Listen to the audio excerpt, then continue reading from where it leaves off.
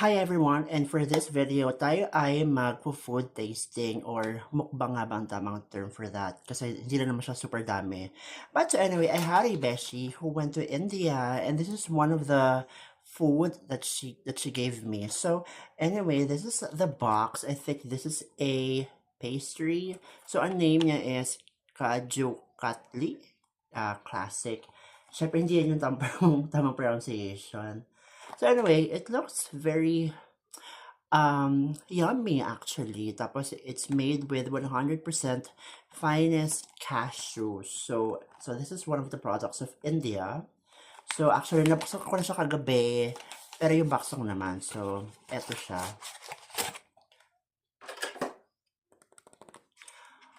Tapos yun mo, diba? Para siyang may may what do you call this one? Para may gold plating, gold painting, gold paint, eme. Ayan na siya.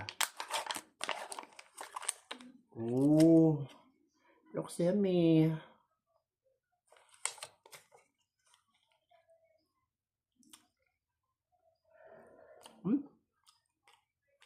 Kaya super sarap niya kasi alam mong walang extender yung cashew. I mean, I'm pretty sure they added something to, to make this mold. Para hindi siya yung super na extender. Very luxurious yung lasa niya. Lasang-lasa mo yung cashew. And yung silver painting, wala naman sa lasa. Ayun lang. I think, isa to sa mga sikat na dessert sa India, since lalo pa hindi naman sila kumakain talaga ng meat, ng pig or cow, kasi yun yung mga sacred animals nila eh.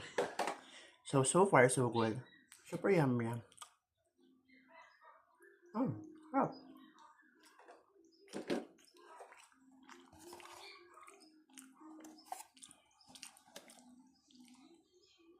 Okay. So, ayan, check out ko na yung box niya sa likod. It contains cashew made in a facility that processes peanuts, tree nuts, milk, wheat, soy, and sesame. So, yeah, siguro ang pinakalaging binding lang nila neto, binding agent is baka milk, feeling ko.